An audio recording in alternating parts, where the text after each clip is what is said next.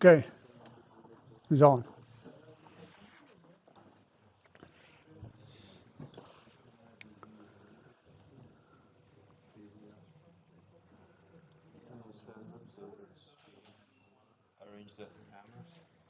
Sure. Let me put this on. Uh, oh, hold on. This needs to be put on too.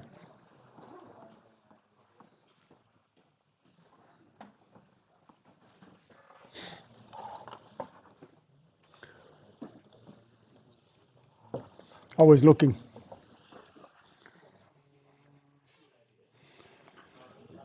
Looks good. Looks good. So, where are you going to stand? Here, here.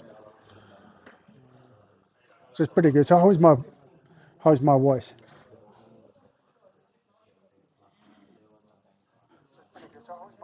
It's good. It's good. Really good. Really. It's good. Look at that. So the first time I released the settings from the last week is no changes, and it seems to work like no problem. Except this guy is not good.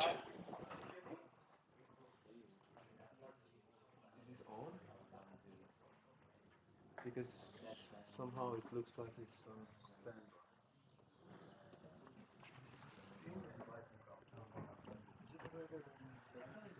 Should I do something here, like something additional? Oh yeah, I think it's gotta be on momentarily. Nice. I'm running out of the battery of my phone, so I cannot really follow the lectures using my phone. Is it Type C or is it Lightning? Lightning, Because that's big a bit, problem. yeah. Big problem. I believe that it's time for you to upgrade.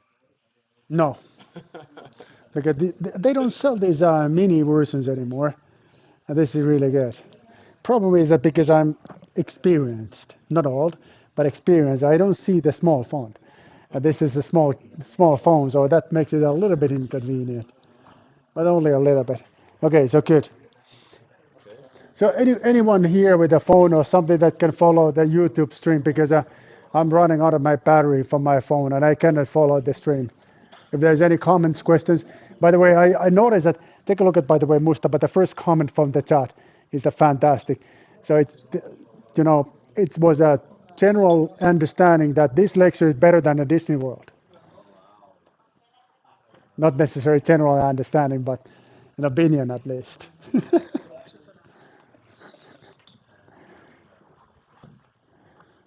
Okay, let me see. Yeah, it's still gonna be like 3 more minutes before we go.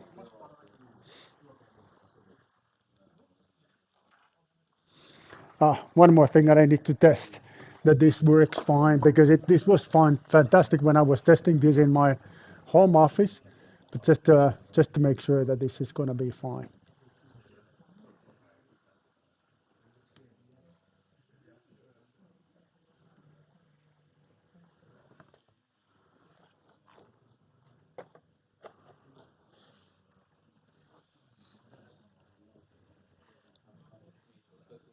Oh yeah, oh yeah.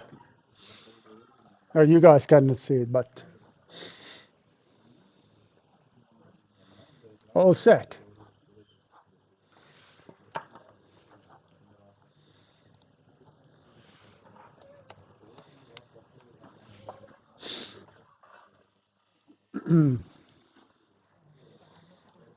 No, I guess Mustafa is okay. I wanna go fast today. Oh yeah, one more thing that I need to do. I So think you mean 5 minutes earlier? no, like I said that I wanna go really fast, and I wanna leave earlier, and then that's not gonna happen. It never happens. Never happen. And usually after class you have to explain something to somebody and you have Yeah. So I'm gonna take this at 10 minutes because you said that this one here, if you look at this, so what was confusing was, if you go to page 24, 24. So yes, 24. So in the recap, then go to the next slide. yeah, Yes. You right, first start yeah, from because this is a multi-body in the 10 minutes. but you know the order. I'm just talking about the order Right, right, right. So I think because that I will take this away. and Yeah, I'm after gonna. like I'm gonna take these yes. ones away. I'm gonna put it somewhere in the back. Yeah, if you scroll up. I'm gonna put it here. No, no, if you scroll up, because I somehow think it can no, be I think before I this will one. put it here because Okay. that story is there is meant to be like consistent story that I'm getting started from the beginning, and within the 10 minutes I'm able to complete the whole story. I'm not really sure if I can do that, but let's try. Let's try. So, do you intend to finish early? Yes, Okay. Just intend. whatever that might mean. Okay, then I'll try to follow the lecture. Yeah, so I'm saying like 5:30, 5:40, 5:45. 5:45, Maybe six. 5:45 without the break. So it's gonna be a no. It's gonna be like absolutely no difference whatsoever.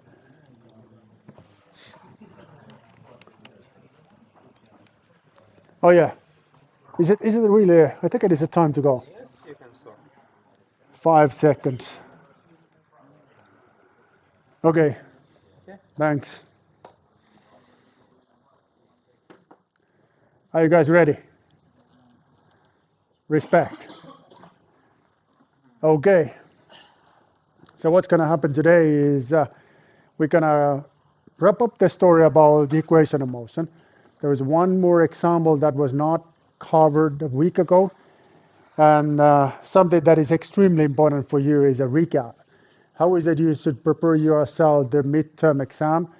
And I'm going to explain you how we're going to do the midterm exam, and that's going to be the main body of today's lecture. So midterm exam, material needed, and I really want to make your life to be as enjoyable as it can be under these circumstances that we're speaking about stuff like this. And I'm going to give each of the topics I'm expecting you to master such that they are star rated. If there's a high number of stars, that means that this probably will be in the midterm exam. And if there's a low number of stars, and if you guys are busy, as I know you are very busy, skip it. Don't even familiarize that particular subject matter, but focus on the ones that are started as a rated as a high number of stars. So that's how we're gonna go. And again, keep in mind that a week from now the exam will be on. So it's gonna be something you can do in a Moodle, and you have 2 attempts. The highest will be accounted. But what are the details related to exam? We will get back to that later today. Good. Yes, sir. Yes, exam is automatically graded. So the question was that if the exam is automatically graded, and the answer is yes. So it is automatically graded. So you will see your points once you click submit, and that's going to be very good because you need to see how much you're scoring. The problem may be that you can only see the numbers, like the max points is 30 points, and you see how many points you can get out of the 30. But we will provide a like additional grading table that if you see that if you take 25 points, that's going to be the same than 5 out of 5, and so on and so forth. But again, it's going to be the number in a scale 0 to 5 that you're going to get from the midterm exam. So it's not going to be the points that will be added up, but it's going to be 2 midterm exams, and we're going to compute the average from both of them. The only requirement is that you need to score at least 1 from both of the exam. Okay, right. So, but we're going to take a look at the grading table one more time right after the midterm week. Okay, but remember, this is roughly 30% that you can get out from this written exam, another 30% from the weekly assignments, another 30% from the simulation assignment. Simulation assignment is going to be something we will get back to that right after exam week. You have actually 3 opportunities, 3 different software how you can do it. You can use this Simscape, which is the one that is being taught by Suraj. You can use a Mevia. There is some few guided tutorials available for that. And the one more option is Chrono. Chrono is open source software. You can download it. And there's going to be developer of the Chrono explaining you a little bit about what is the deal with the Chrono. Now that's going to be a fantastic presentation. That's going to be visiting lecture. This developer is coming from United States, so he's in the University of Madison, Wisconsin-Madison, which is one of the top universities worldwide.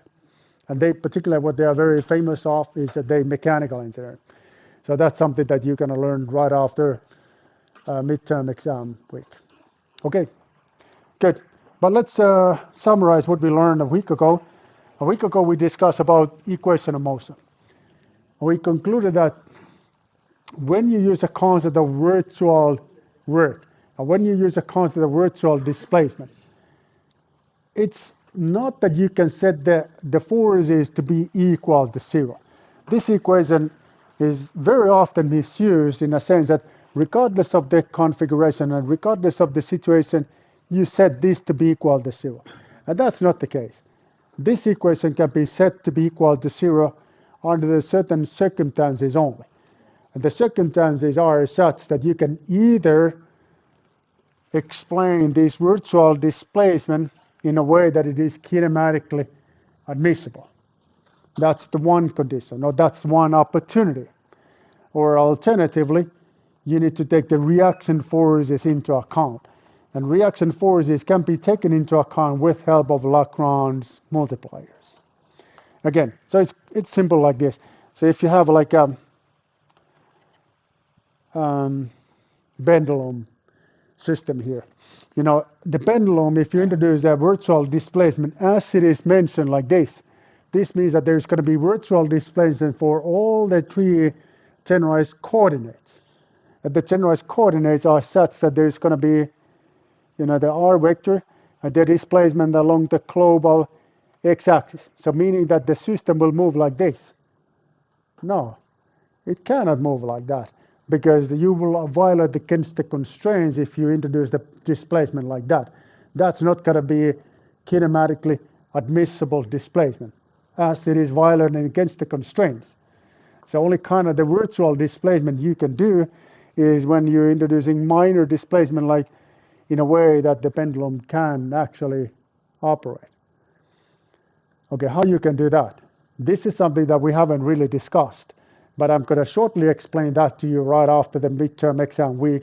So it's going to be method based on coordinate partitioning. And it's like when we substitute in the constraints inside of the equation of motion. But again, we did not explain that. We did not spoke about that. We only mentioned that, okay, let's just introduce the virtual displacement to all possible constraints. Excuse me, all possible coordinates. When we do so, then constraints will actually do a certain amount of work, and this work will be accounted by Lagrange multipliers.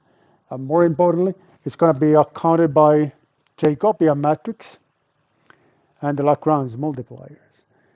Lagrange multipliers are telling you the magnitude of the reaction forces due to the constraints.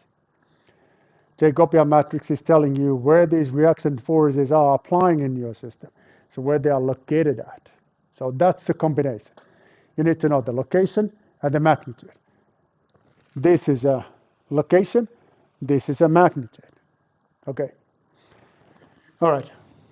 Now, what we did was this concept based on Lagrange multipliers, and this was a minimization problem, so it's a constraint minimization problem, and that's where the Lagrange multipliers came into play. And that I must admit, that I've been trying to create the book for a multi-body community, and the book is entitled as my first book in multi-body system dynamics, to make the book to be something that is as understandable as possible. But I'm still struggling to explain this concept of Lagrange multipliers in a way that is understandable. And I've been trying to do this in multiple different ways. And now if you were not able to understand my talk from the last week, that's okay, because the concept is complicated. It's very mathematical, it's very involving. So that's something that I'm still finding the angle to explain this in a way that is as understandable as possible. All right, anyways.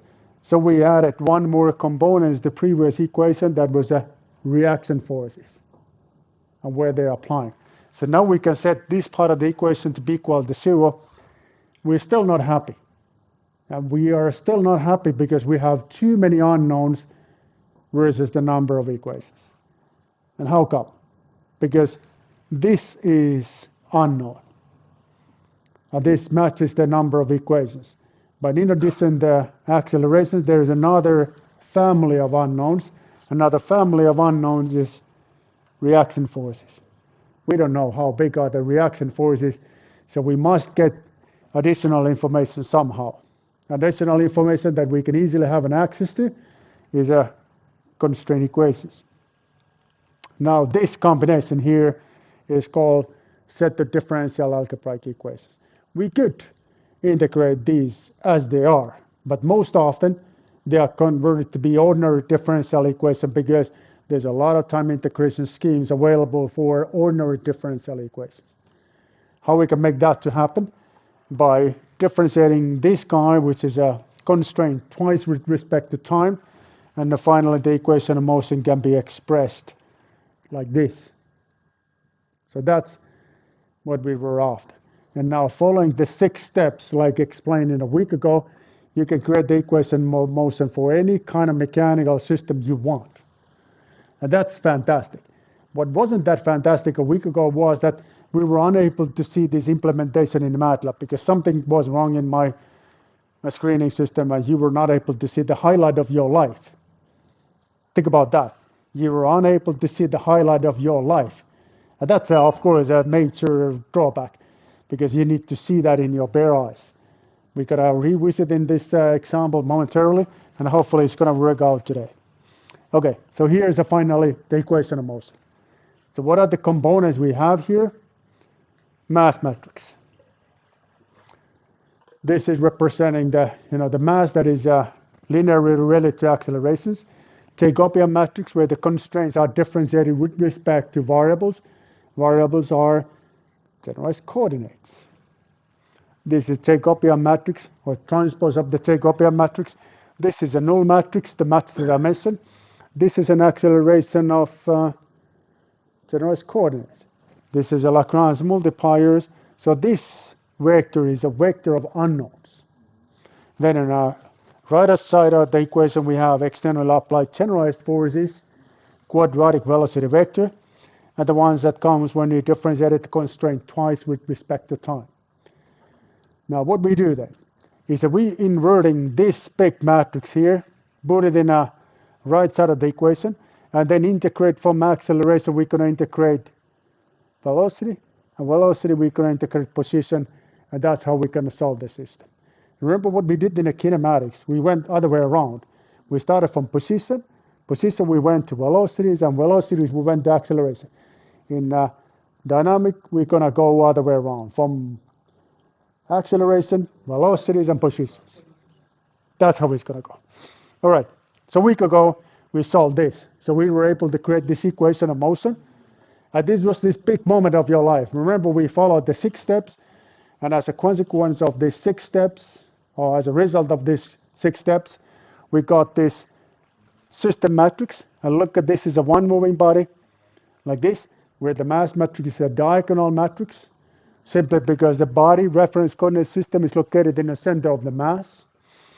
Jacobian matrix is located here, and transpose of the Jacobian is here. This is external applied forces, and this is what you can get when you differentiate your constraints twice respect to time. Okay, now breathe really deeply.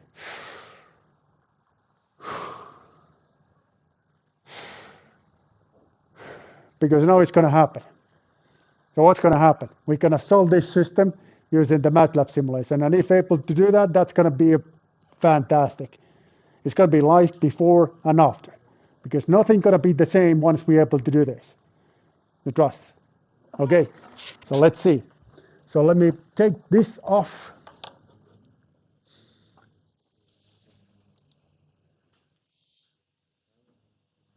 And you see nothing. Okay. Let me put this back. All right. So I have solved this system. So let me put this in a way that this visualization window becomes to be visible. So you see this well. So I'm ready to solve the visualization, see the visualization. What is this? Still no. Oh my God, why not? No, there it is.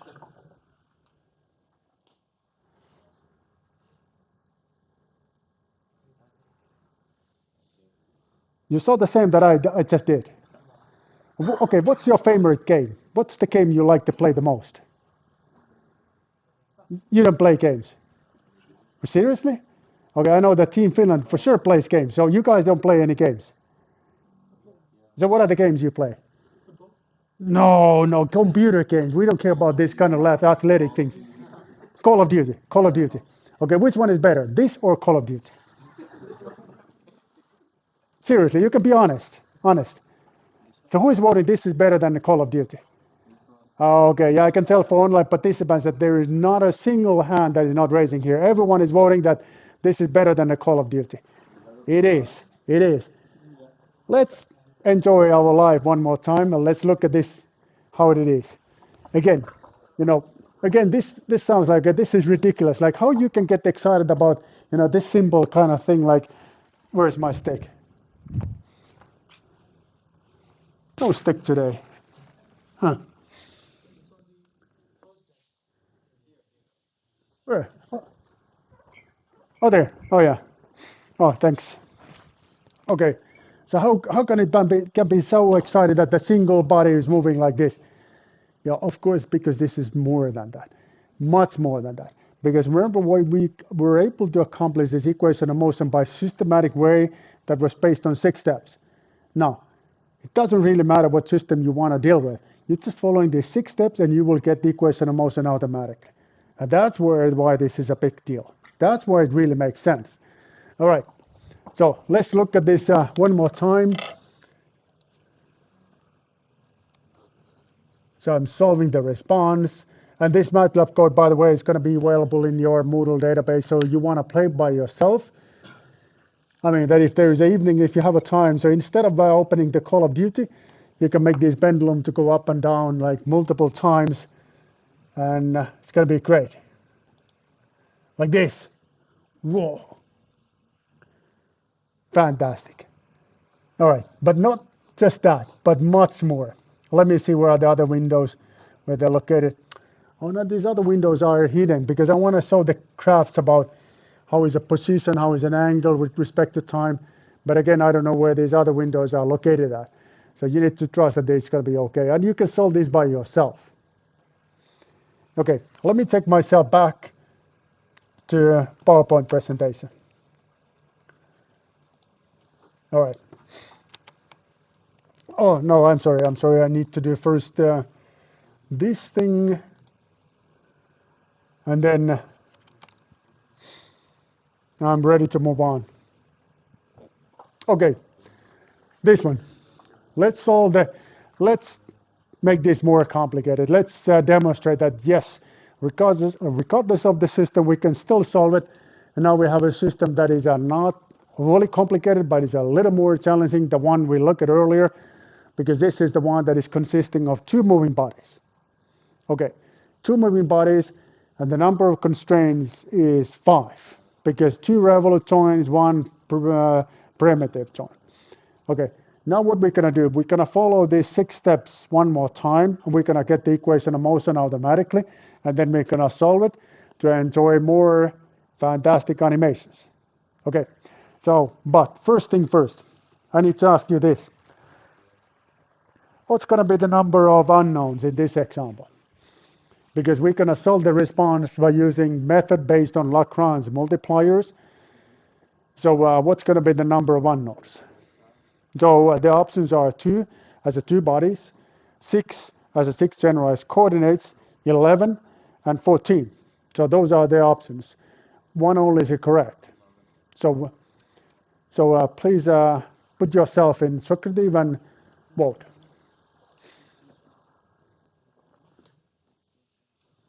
Okay, what's going to be the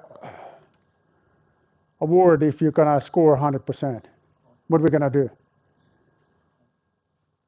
Nothing? Because you... So no actions. Okay, you guys... I'm not going to take this away because it's going back and forth with the browser and PowerPoint presentation. It's a little bit inconvenient, so I'm going to leave this for a while, and then we're going to follow these 6 steps to get the equation of motion. Okay? It's going like this. You guys ready? So you entered your answer. Did you use WhatsApp? So those of you that are thinking that know the correct answer, put the number or put the answer to WhatsApp. Okay. All right, the number one, step number one, math matrix. This time we don't want to show off about mathematical skills, but instead we want to use pre-calculated tables. So it goes like this. So we need to create the mass matrix for the first body and the second body. And we see that from this figure, we see that the body reference coordinate system is located in the center of the mass.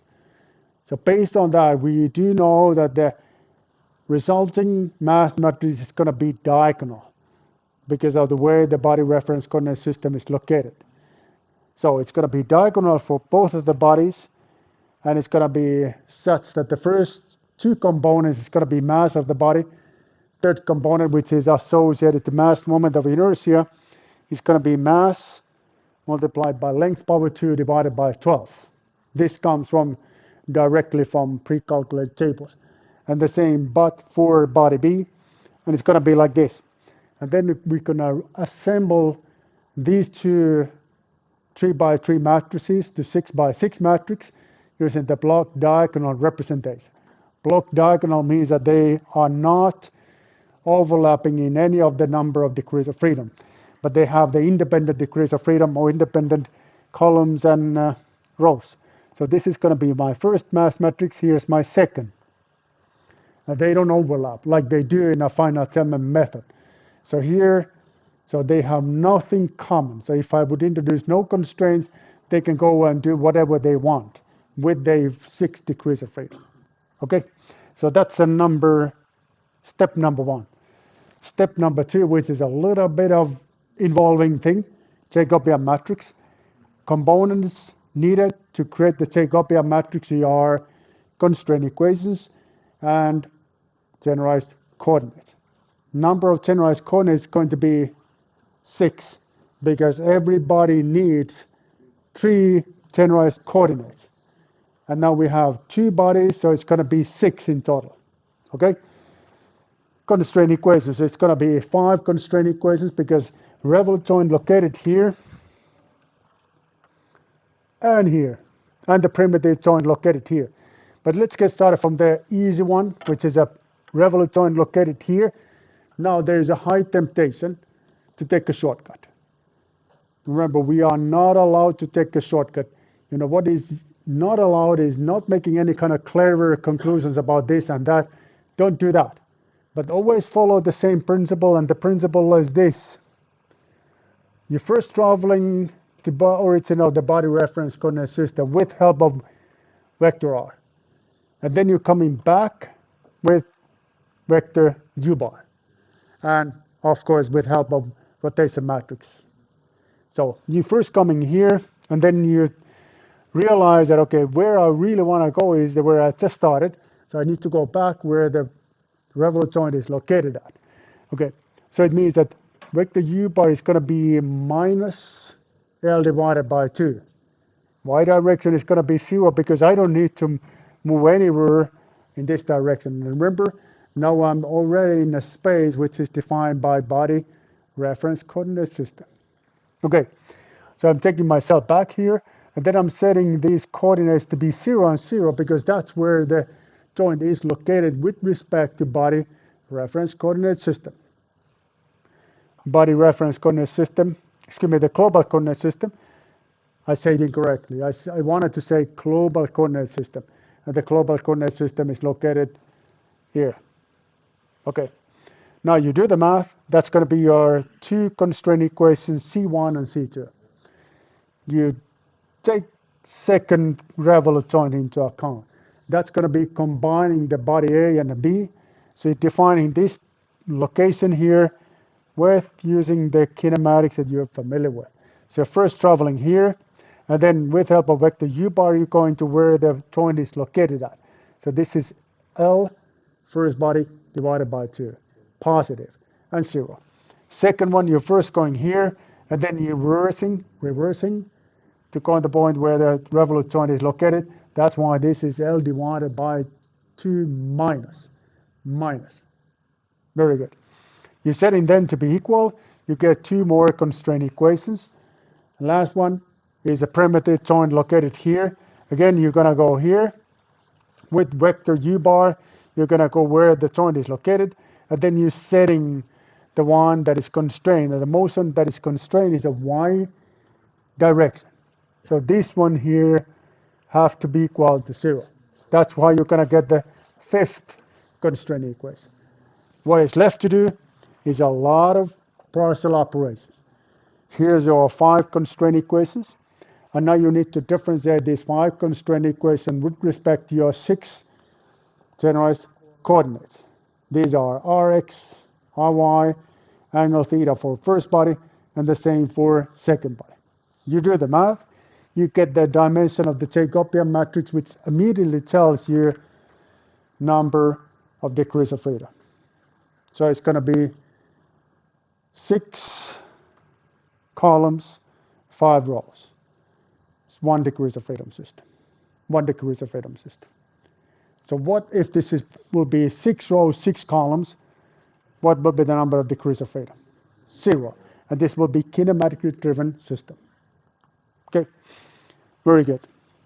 All right, then vector of external applied forces. We're going to do this in a hard way, so we're going to first define where the force is applying, differentiating this point description with respect to variables one more time. This is going to give us the magic mapping matrix, and that's how we can express the forces in terms of generalized coordinates. Okay, so the first force that is applying is a gravity force applying here, so it's the center of the mass.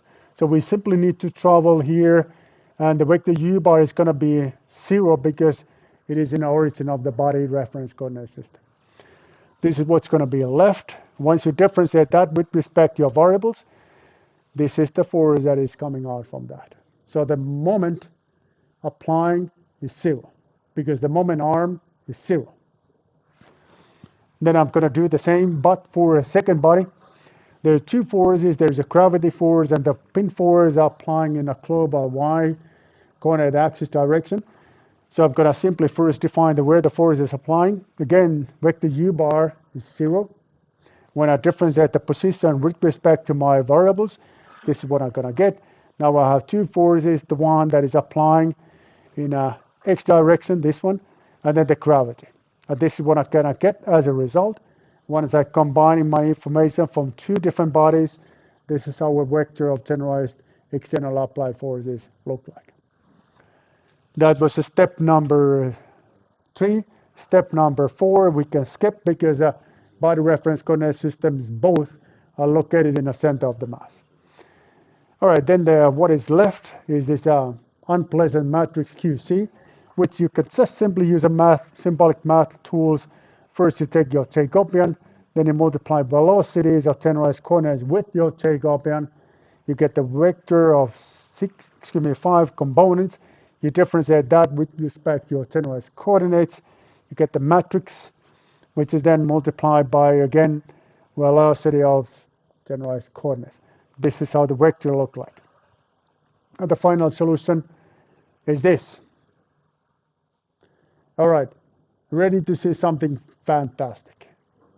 So you're ready to see the solution of this particular system. Let's make it happen. Okay, let's enjoy the life big time. You don't see it again, but let me put it back. Okay, so let me solve this other system for you. So this was called,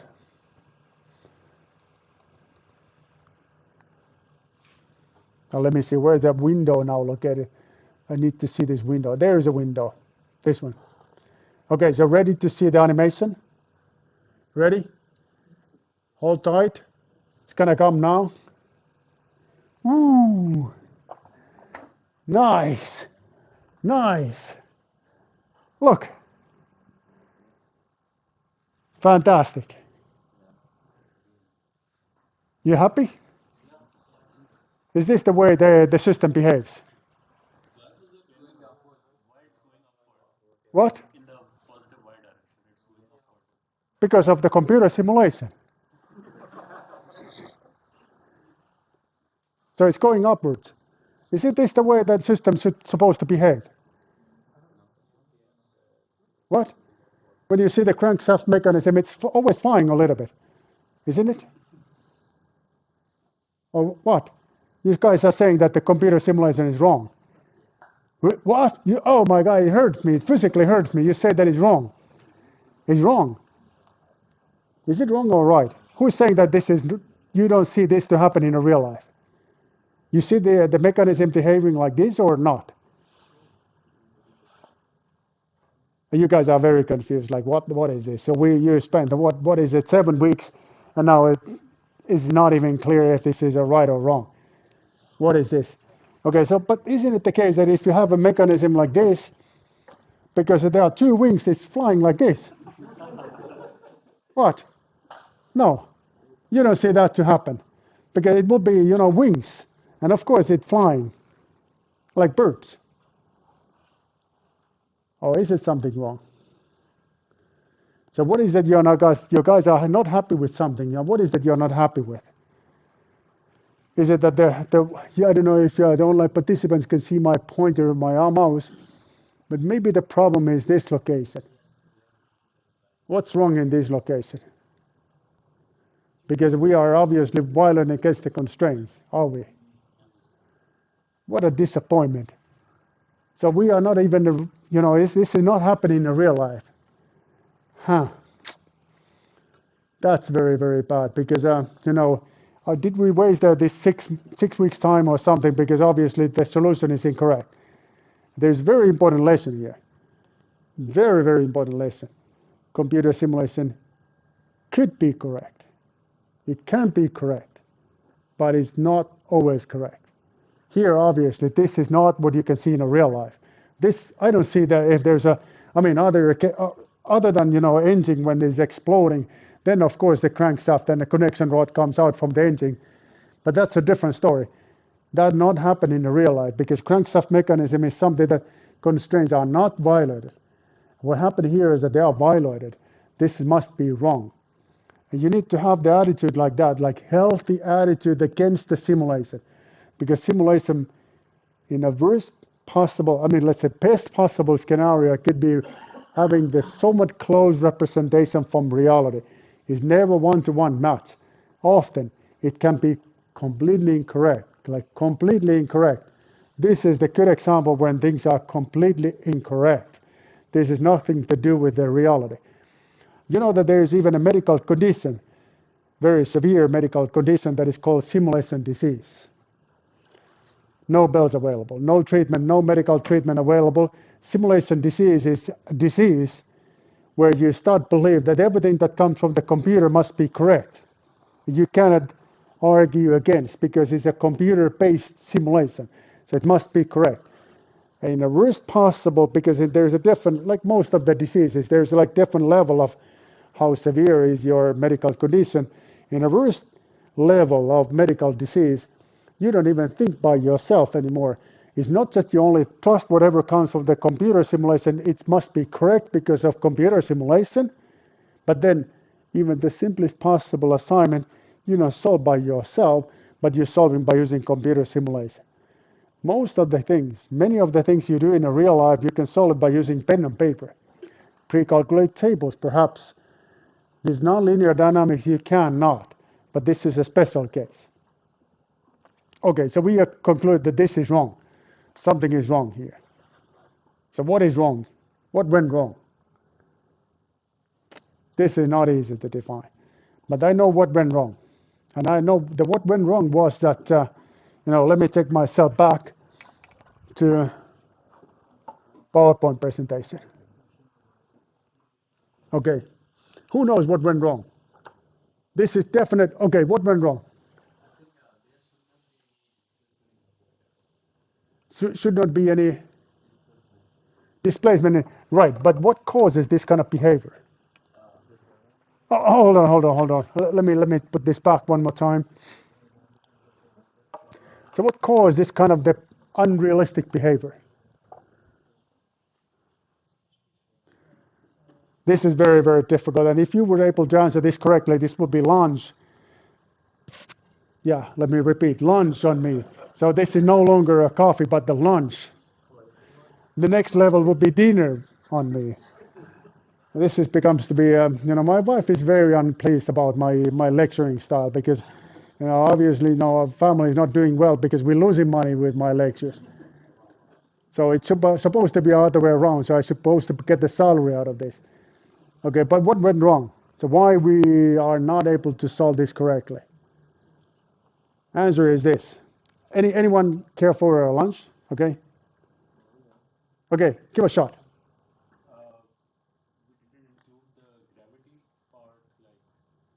Okay, gravity is missing. Gravity was here. Remember what we did? It was minus. It was where was it? Yeah, it was correct. It was correct. So minus. So the gravity was correct. And even if it wouldn't, even if the gravity would be pointing upwards, still it wouldn't be able to do like what did happen because it was violating against the constraints. That was a big problem. So there was something wrong in the constraint definition. So what was wrong was this. What we did. This is a way too difficult you guys to know it, but okay. So what we did. Let me take myself all the way back here. So what we did was that we introduced a constraint to equation of motion in acceleration level. I know that? Because remember what I said? I said that we differentiate the constraints twice with respect to time. So that's an acceleration. And then the acceleration level was the one that we introduced the equation of motion. Now what happened when you're coming back from acceleration to position is that every time you do this, that you have here like acceleration of the constraints, that's the level we introduce the constraints to our system. When you come here to velocity of constraints, from velocity to position, each of these steps, this one and this one, introduce certain amount of integration errors because time integration scheme is not accurate. It's not necessarily very accurate. And this is causing the error that is accumulating. And because it's accumulating error, it looked that the system is flying, whereas in reality it cannot fly. How we can fix this? There's a one simple remedy, which is not a very good one, but I can simply reduce the integration settings. I can say that I'm not allowing you to make a major mistakes in each of the steps. So you need to compute this more accurately. This is one thing that I can do. Another thing that I can do is called constraint stabilization. Constraint stabilization is that as soon as I recognize that the constraints are no longer fulfilled, I'm introducing the force to put the constraints back where they're supposed to be, in an area that is not violating against the constraints. So those are the two options. Let's look at the first option first. The first option will be this one. Okay, so let me take this one. Not the, no, of course not this one, but I want to take this away, but here. Okay, here's my code. And this is where I'm doing my integration, and the error tolerance is extremely, or the max step, this is extremely big. So let me put here -4. Let me see what's going to happen when I do it. So now I need to take this away a little bit. Where's my window? This window. Okay. But still not. So did I not use the correct number here? This was, let me see where I am. This is still incorrect file. Sorry about that. I did this in incorrect file, so wanted to see this one. Sorry about that. My mistake. Okay. Let's run this one. Let me make it smaller.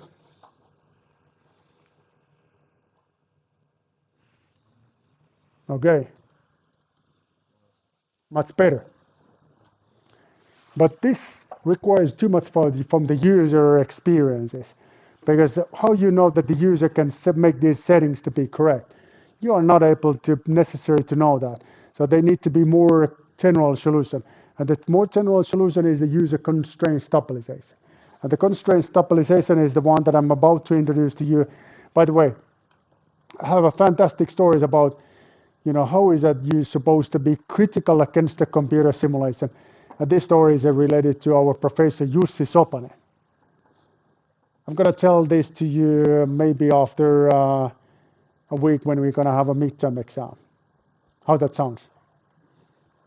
Have you already taken a class from Jussi Sopanen? Or not yet? Not yet. I think it's going to be in a third period, so it's going to be right after Christmas break. Okay, but this is going to be a fantastic story about how Jussi was not willing to believe about the computer simulation.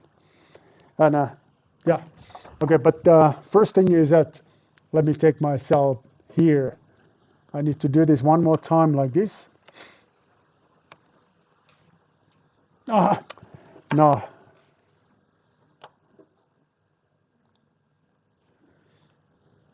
Okay, so now I'm connected. And now let me take myself back to the stabilization. So what I can do to fix this problem is simply like this. I was here, constraint stabilization.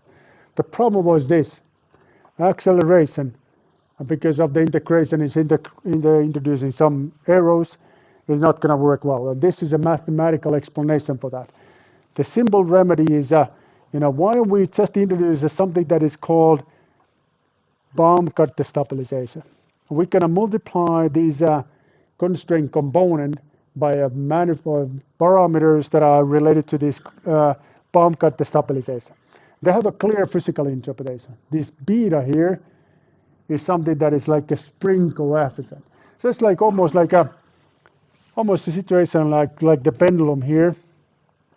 As the pendulum, where there's a revolute joint, where the revolute joint is supposed to be here, when it's going off from where it's supposed to be, there's a spring, very big one, forcing it comes to go back where it's supposed to be.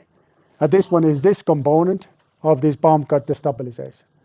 Then there's another component, which is a damping component, because without the damping, this will vibrate like no limit around this equilibrium position. And the damping component is this one here. And the damping is like this. So now it's not just only forcing it goes back where it's supposed to be, but also making sure that it's not vibrating. So this one is called bomb cut stabilization. So it's like additional forces that are making sure that the constraints are not violated. Okay, so what we learn from this? Be skeptical against computer simulation. And then what else? Then in this particular detail, there's a remedy which is called bomb cut stabilization. But the biggest lesson was that computer simulation can be correct. It's not all the time according to reality. All right. Okay, so what about this? What do you guys say? Are we ready to take a look at how are the in-class quiz? And then we're going to go to recap. How that sounds? Okay. Recap. These are the subject matters that I'm expecting you to master, and the list is lengthy. And like I say, I know that you guys are busy business people. You have a lot of businesses around the city and outside, and you might not have a time to familiarize yourself with each of the subject matters. But that's okay, because some of them are less important than others. So which one are the most important? Please focus on that. And my recommendation when you're preparing yourself the written exam, get started from the highly ranked subject matters and leave rest if you have a time. And if you really want to score high. If your idea is to get 5 out of 5 from this class, then you need to master each one of these multiple topics. But if you're happy with 1 out of 5, then I recommend you to just to study the 1 or 2 out of the list. Okay, here's the list. So let's go through the list. Yes, sir. Yeah, there's a time limit which is 2 hours time. There is a discussion that we might extend the time limit for the exam to be 3 hours. That will be that just to make sure that you have enough time to make sure that all the answers are correct, and you can modify your answers as many times you want until you hit the I mean, submit button, or you are up with the time. So those are the two options. Okay, 2 or 3 hours time. So we need to discuss with the Shurasi, like what's the best way to go. But again, next week, Monday at 0:05, the exam will be open. So you can make your first attempt then. And it's going to be closed on Sunday at 23:55. And it's highly recommended because I don't know how it's technically organized. It's a good idea to get started in your last attempt, let's say at least 2 or 3 hours before the midnight, to make sure that once the deadline is passed, maybe it's automatically submitting all the answers to system. And if that happens, that can be very unfortunate to you. So make sure that there's a 3 hours buffer before the midnight on Sunday, if that's when you decided to do your last, final, or first attempt. Okay, so what do you guys think? These are the subject matters. So let's look at the stars. First one is a description of rigid bodies. Okay, this is a 5-star. So, it goes like in a hotels. 5-star hotel is the best you can think of. This is, what's the brand of 5-star hotel? I don't even know. What's the name of the 5-star hotel in general? It's like Ritz, Hilton, or Ritz. Anyway, I don't know. Anyway, so it's a 5-star hotel. So it's something that is really, for sure, is exclusive. Here it means for sure you need to master this. And what I'm expecting you to do, you need to understand the concept. Here's my pen. You need to understand the concept of kinematics. You need to understand that we are always employing the body reference coordinate system. And our kinematics consist of two components. First, we need to travel the origin of the body reference coordinate system with help of vector r. Then we need to take the body orientation into account, body reference coordinate system orientation into account, which is a rotation matrix. A vector u bar is when you're scanning within the framework of body reference coordinate system. Okay. Rotation matrix in planar case is 2x2 matrix. Each column is representing the axis of the body reference coordinate system. So they are perpendicular and they're unit in a length. So this is obviously orthogonal matrix. Okay, very important to understand this concept. Description of a spatial body, which is a three-dimensional body, less important. 3 stars. Same concept, but this time the dimension is going to be larger because this vector here consists of 3 components. Rotation matrix is going to consist of 3x3 matrix. Vector u bar consists of 3 components. So that's a major difference. Another major difference is the fact that the rotation matrix is going to be significantly more complicated to describe. And there's multiple ways to do it. And we learned one. And the one we learned was based on Euler angles. But really most of the modern softwares are not using Euler angles because they're suffering from singularities. Actually, they are not using any of the method based on 3 parameters. But instead they're using 4 parameters, and most of them are called quaternions. So if you Google it, rotations and quaternions, you will be surprised that there's a lot of material out there, a lot of recent material out there. Anyway, so we learned about Euler angles, and it's based on 3 successive rotations. Successive is here the key word. So it's one rotation after another. And we introduce this in such a way that we have the first rotation, psi, phi, phi, phi, which is described here. Second rotation, theta, and then psi, psi. Just testing that if you guys didn't remember that. You're doing fine. You're okay. Okay, what do you do in terms of mathematics and successive rotations? You multiply these rotations together, and the final outcome look like this. Absolutely don't try to memorize any of this stuff. Why? Because you can keep every material you want with you. So you can keep the lecture notes with you. You can use Google with you. So everything is okay. What is not okay is your fellow students or your mom or dad. You are not allowed to use your relatives to helping you. You need to do this by yourself. And like I say, we have the very clever AI-based SPY system. Yeah, I guess it is called SPY system. So we're comparing your how you're doing in a weekly assignment and how you're doing in a written exam. And if we becomes to be suspicious, then you're gonna get an invitation for something that is a horrible, horrible, horrible thing. Oral exam. Oral exam. It is horrible. Okay, not jail, but very hard to. Yes, sir.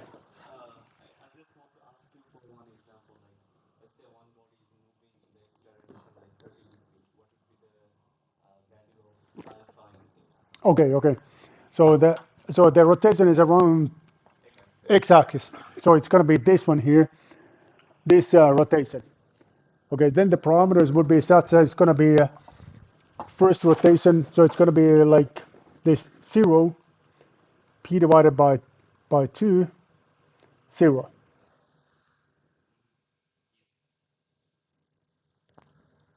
So this will be 0. This will be p divided by 2. This will be 0.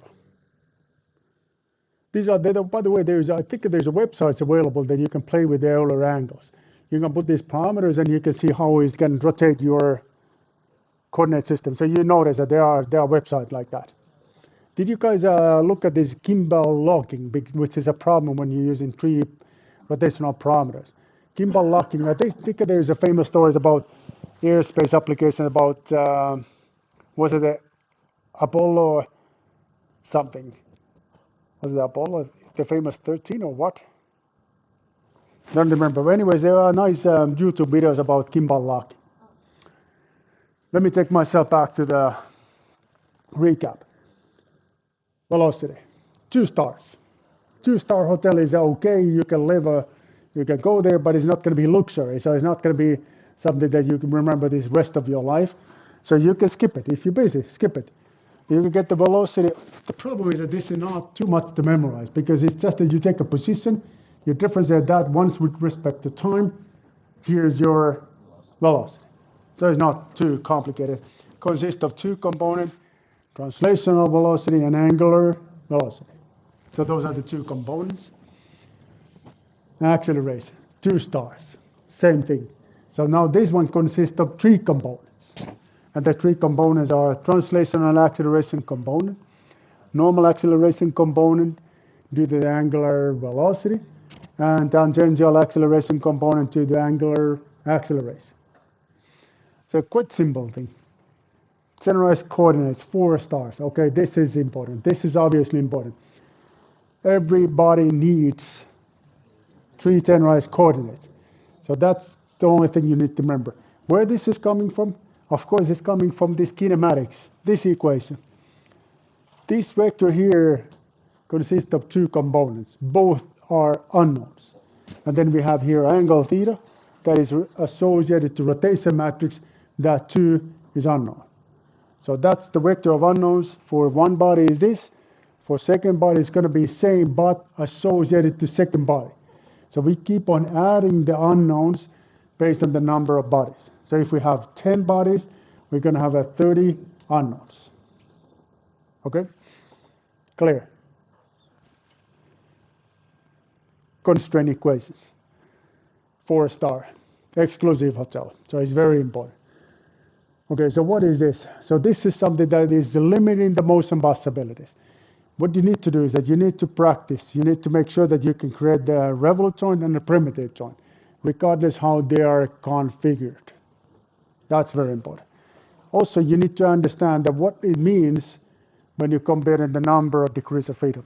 You can compute the number of degrees of freedom once you know the number of generalized coordinates and constraint equations.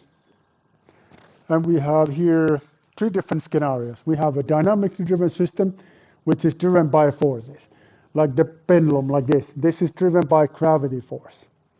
We can have a kinematically driven system, which is like I'm forcing this to follow the certain pre-described motion.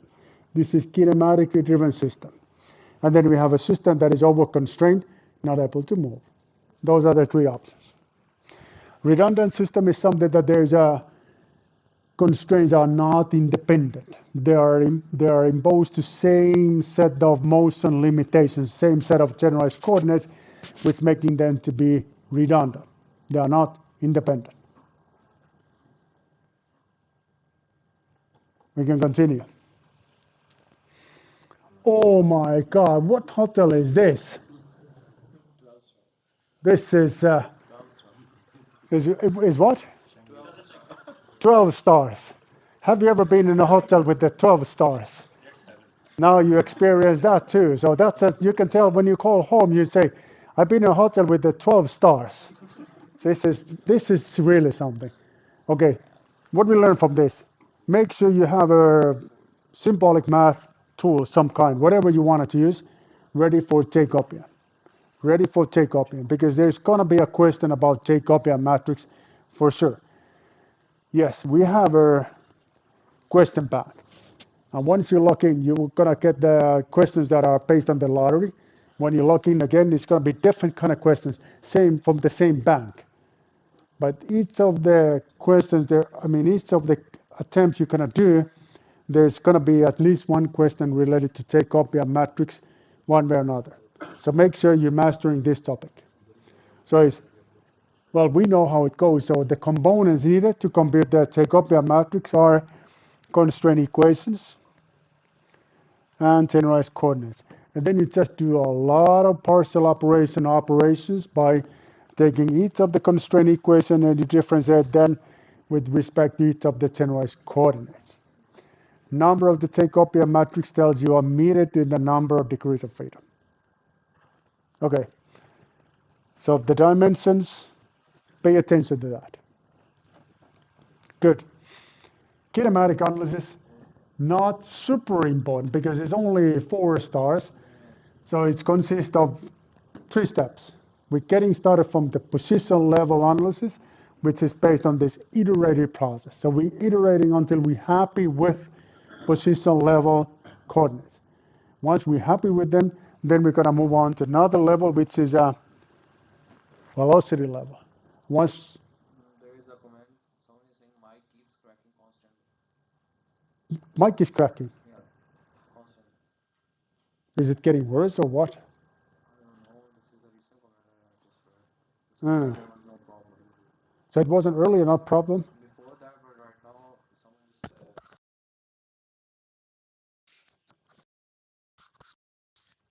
Okay, how is now? Is it? You guys don't know, huh?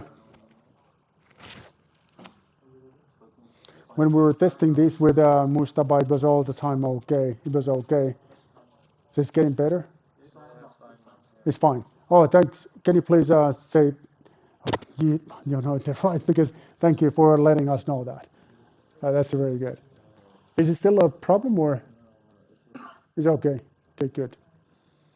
All right. So what I wanted to say was that the maybe somehow related to because I hear the same cracking comes to my ear too. Maybe this headset is getting old. Okay. Anyways, so let me try to speak with a low voice, so maybe not that significant problem. Okay, we are approaching the end, so soon we off. So I said that velocity level is all about the substitution, and it's not even very complicated substitution. Acceleration, that too is based on substitution, a bit more complicated substitution than velocity level, but it's doable. Okay. Generalized forces and principle of virtual work. This is something that was, you need to consider this as a tool to convert forces to be expressed in terms of your unknowns. Unknowns are generalized coordinates. Absolutely don't think about the virtual displacement. Like every now and then I hear that professors explaining the virtual displacement that think about the small displacement and think about the displacement takes place when time is not running. Like what? That's weird. You know, don't think about it like that. Think about it as a tool to convert from one space to another space. So it's a pure mathematical tool. That's something that I think makes your life easier because as soon as you started to think like, okay, how small is a small displacement? You're getting confused. You lost the track because that's not the point here. The point is completely different. Point is to convert forces from one coordinate system to another coordinate system. That's what we wanted to do here. Okay. Now, what exactly we want to convert here? We want to convert the force from the global coordinates to generalized coordinates. And you may wonder, like, generalized coordinates, is it making any sense? Yes, you can do the mapping for one coordinate system to any other coordinate system you want. So this is a very general approach. Okay? So what we do here, and what is a kind of like a key component here, is this partial operation that comes along with help of the virtual displacement. Because virtual displacement, we know that is a function. Let me correct this. Let me say this more clear way. Virtual displacement of r, which is in a global coordinates, we know that the r is a function of generalized coordinates.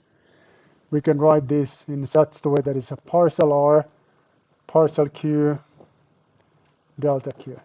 This is what we really want. So we want to have a relation between this one, and the relation is this partial operation. Okay. Now we can, with help of that, we can express the forces in terms of unknowns. And we have to do it because it makes no sense that the unknowns are something and then the forces are something else. That's a mismatching. And we need to be consistent what we do. And this is a good example about consistency. We do the same for inertial forces. Mathematically more involving, but the concept all the time same. So no difference whatsoever. So we keep the same procedure. This time we're going to take the acceleration and this magic mapping. When we do this, we're going to get two components, which are mass matrix, rated as a 3 stars, nice family hotel. Okay, and then quadratic velocity vector, 2 stars. Not so fantastic family hotel. It's okay, but not that great. Okay, this one here consists of 3 components. The one that is a 2x2 matrix is a diagonal matrix, mass of the body in a diagonal components. Then we have a mass moment of inertia, and then something that combines the translation and rotation if your body reference coordinate system is not located in the center of the mass. You guys mentioned nothing. Did we have a break today already? But you don't want to have, right? Obviously you don't, because you mentioned nothing to me. You want to have a break?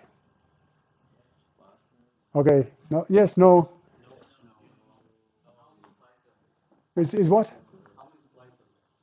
Well, I only have like 53 slides to go. So this is slide number 27 or something like that. So what do you guys say? Well, why don't we make an exception today and we'll have no break? Can you deal with that? Okay. Let's make ourselves to be strong.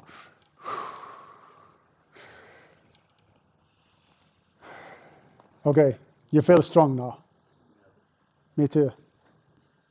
Okay, so that was a mass matrix. Quadratic velocity vector was that how is a body reference coordinate system feeling forces due to the rotations. That's what it is. And when the body reference coordinate system is in the center of mass, it feels nothing. Okay. Augmented formulation. This is the one that based on Lagrange multipliers. You don't need to understand all the concepts, particularly the understanding, what is how you can get these Jacobian matrix and Lagrange multipliers. You don't need to understand that. But please understand that Lagrange multipliers are representing the reaction forces due to constraints. Jacobian matrix is telling you where these reaction forces are located. So that's what they are. And you get this kind of equation, you take the constraints into account, you differentiate the constraint twice with respect to time, you get the ordinary differential equations. Okay. Exam instructions, 2 attempts. Oh, this is the last year. I'm sorry about that. So it's going to be Monday, right after midnight, that it's going to be on. And it's going to be closing on Sunday, just before the midnight. You have 1 week time, 2 attempts, 2 hours. But this is something we are considering to change this to be 3 hours. highest grade. Even if you score 0 out of 5 in the first attempt, fine. What matters is your highest. So that's what it is. You want to practice? You want to see what kind of questions? How many? How many questions? I don't remember. I think it's 7. 10. 7 to 10. No, you are not allowed to pick guest questions. So it's kind of coming from the question banks. And we are using the random selections. So once you're looking, there's going to be randomly selected the questions for you only. Is it the same like that we had in the assignment, or we have to put some document, like upload some documents? No, you are not uploading any documents because there are multiple choices, or you need to put the numbers on it. They could be true, false. I mean, I say, is this correct or incorrect? This kind of questions. There's a multiple different kind of the options, but it's automatically created. So that's why you're not uploading any text or anything like that, because we would like to give your grading right after you finish. Like absolutely right after you're finished, you're going to get your final grading. We don't have to even type or something, because sometimes if we put some small. Yeah, there may be that. There may be something that you need to tell me the number. Give me the number. And then we have a certain number of tolerances. If the number is within the tolerances, you're going to get the points. If not, then you're not going to get the points. The problem here is, I understand the problem. In the weekly assignment, we have this nice hints. Yeah, if you're able to score it correctly in the first attempt, you will get the hint. Here, we don't have this yet implemented. So this is very much black and white, which is very unfortunate. Very unfortunate. We would like to implement that, but we haven't found the big modules big enough. Modules, well, not really modules, but it's time consuming to do this. So maybe we're going to hire one of you as I don't know what it is called, research assistant next summer, and you can do this implementation such that there's going to be hint, and the numbers are, the maximum points are getting lower and lower and lower. But this is the kind of the one that I like a lot. Okay. What about this? If a question is like this, if an orthogonal matrix, this is rotation matrix is orthogonal, it means like this. However, it is not necessary that the vectors made out of the columns of the matrix will be perpendicular with respect to each other. So it's not necessarily. So they must think about this a little while. I read this carefully. And I'm going to take myself to a first in class quiz. And the first in class quiz success rate is going to be this one. How is going to, no, you don't see this. How is going to be the success rate? 90, how much? Oh, look at this. Okay, there's going to be very good news. Very good news. And the good news is this. So we have 135 participants in this class. This is a good number because rest. People are leaving. How come? How come the number is coming down? Okay, let's just show the results immediately before the others are leaving. Okay, the success rate is going to be how much? 95, 95, 95, 95. Ooh, 90, 94, 94. Very good. Next. Okay. Now read this carefully. Read this very, very carefully, like what this is saying. However, it is not necessary.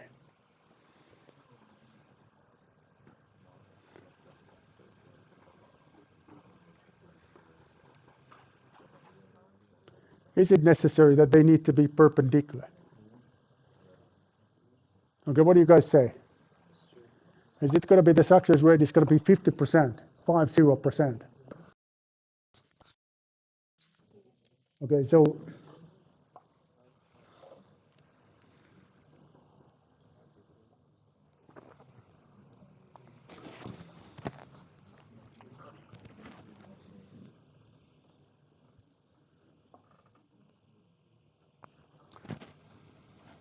true or false?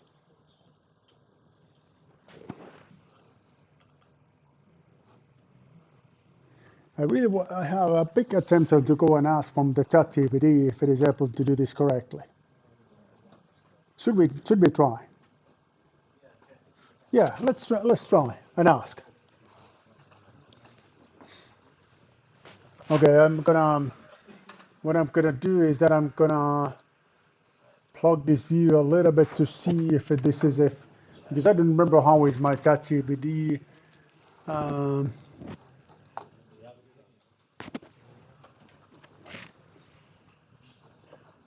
oh yeah, I was able to get it here.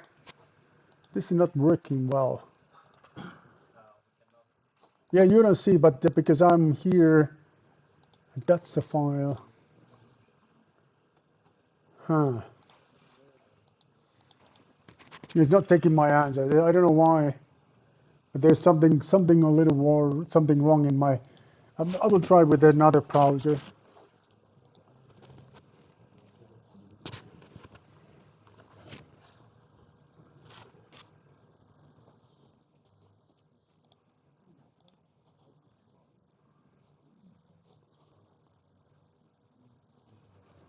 Hmm.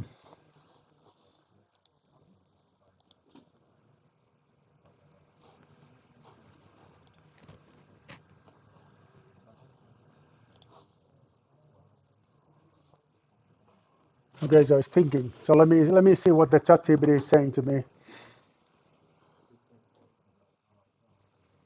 Okay,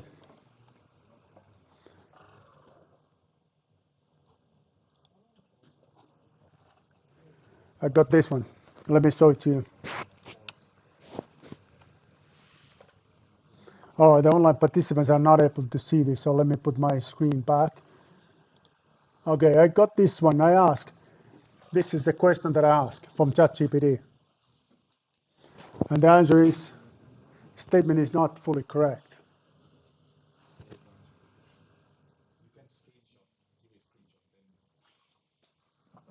No, you don't need to do that complicated way. So you can just take this and answer and simple like this. Okay. Now let me take myself back to this one. Oh, actually, I need to take myself back here. Okay, so it's can I can I can I? Are you guys ready or not yet? Okay, so we got 116 students.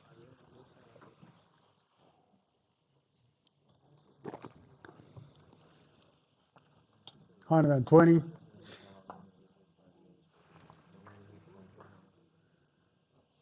So we got last time it was 134 answers. Okay, so we will gonna wait a little while. So what do you guys say? True or false? This is not. This is a little bit of wording game. I need to admit that this is not clear wording. So it's a little complicated because of the wording itself.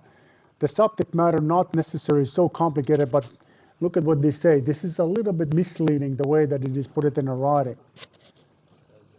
Yeah. Okay, so should we take a look?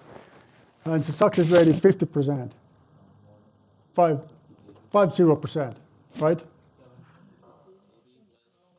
Okay, so here it comes. 85, 85, 95. Yeah, 95. Correct, 95. That's pretty good. That's pretty good. Okay, one more.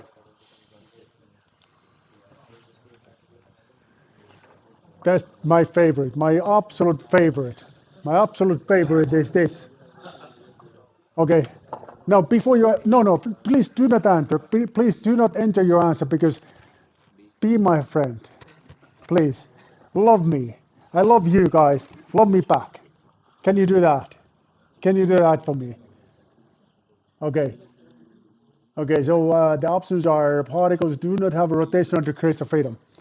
And then second one is with help of rotation matrix A, with help of vector R, with help of generalized coordinates, how you can do the rotation of particle.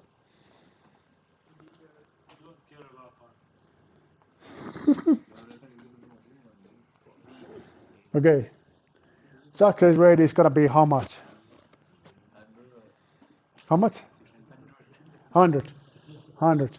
If it would be 100, there's going to be a group hug. We can all hug together, right? Then we're going to sing a song about multi-body.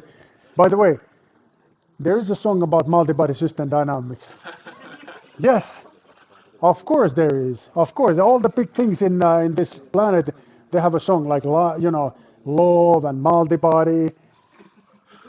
Yeah, of course. When I hear this song, when I hear it, I don't have it with me, but I'm gonna paste it in a YouTube channel. So then you can next time you're walking back home, you can sing this song, this multi-body, multi-body.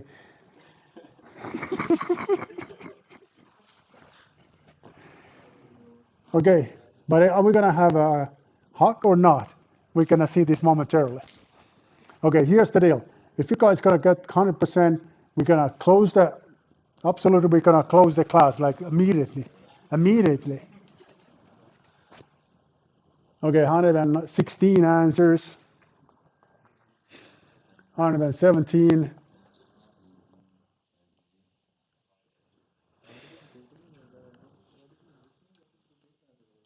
I think at the last time it was 120. What was it? 25, something like that. 26, 126. So we have 122.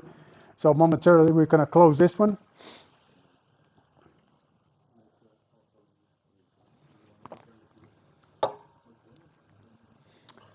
Okay, so we got 124, and the success rate is how much?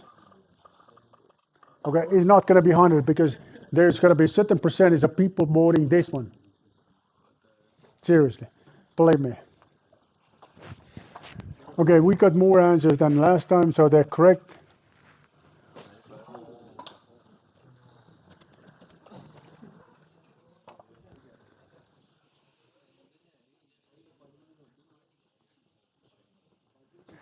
Okay, so we need more than a 6 weeks.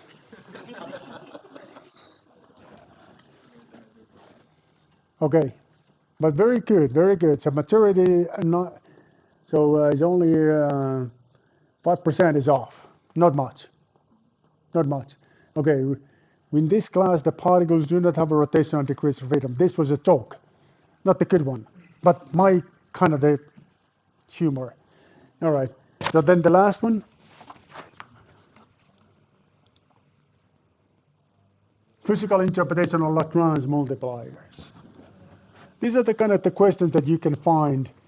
So let me ask this from the ChatGPT. The previous went correctly with the ChatGPT. Hold on, hold on. I need to take myself here. So no, it wasn't this one. It was this one. Physical interpretation of Lagrange multipliers.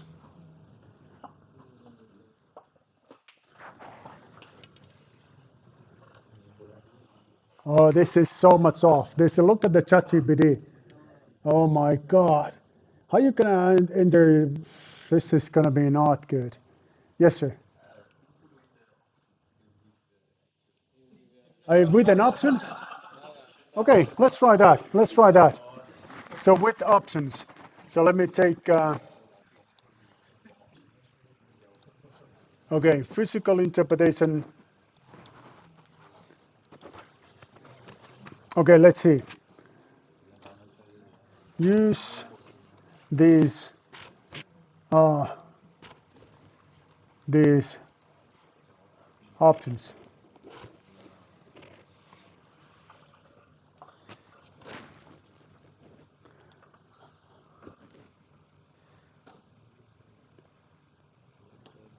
Okay, so well, let's see what it's saying.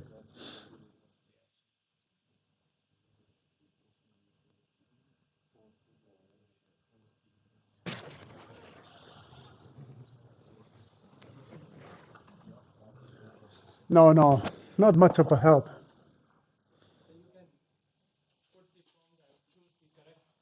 Choose correct. So okay, so I wasn't able to use this correctly. I say, so what did I put it in a previous time? Because I said that use what did I say? Use these options. Select correct, correct option. That's how you wanted me to put it, right? Is it better?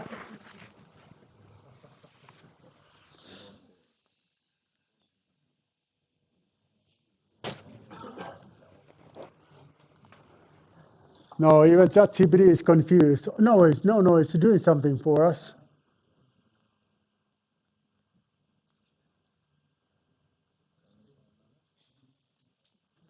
Not easy.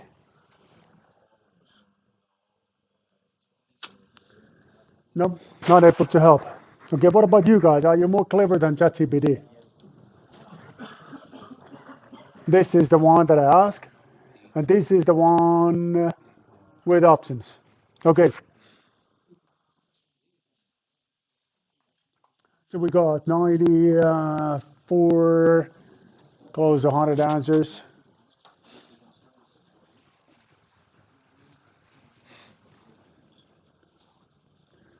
105, 106.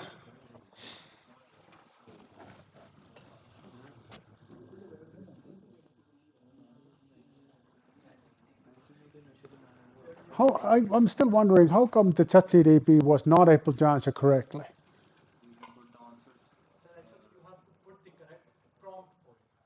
Okay, so it was like my use of ChatGPT wasn't that clever. That was a big problem. Okay, I see. ABC. Okay, okay, you can try this in home. Yeah, I think it can answer this correctly. We'll see. Okay, so have we're gonna close this one. We got 129, 130 answers. So I think we're good. Okay. Oof. This is either ChatGPT or you guys are the best class ever. I don't know which one it is, but this is a fantastic way to close first period. We are not going to see on Monday, next week Monday, but we're going to see in a 2 weeks time. Or if I'm going to have this visiting lecture, it's going to be online because this developer is not physically here. So I need to figure out how to do that. It may be the case that it's going to be one more lecture by me and then this visiting lecture. Okay? Let me ask you this. You still have a can-do attitude. Big time. Good. Respect. Have fun. And see you guys in 2 weeks. Okay?